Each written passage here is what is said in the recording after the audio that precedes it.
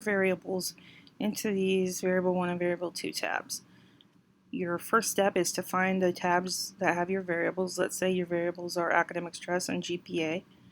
So first I'm going to go to GPA. I'm going to highlight everything from the very top to right above the mean. These are all the data points. So I'm going to copy those, go to the assignment tab, click inside the V1 box and click paste. And then academic stress, this is going to be a little bit more tricky because this is a summed value. This has a, if you see here, this has a formula for it, so you will need to do something a little different for this.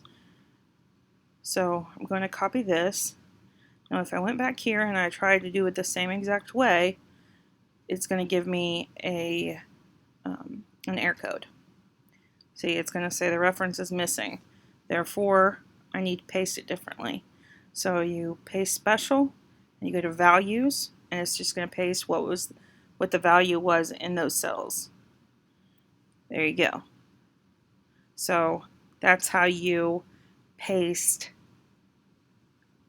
a cell that has a formula from one tab to another. Hope this helped.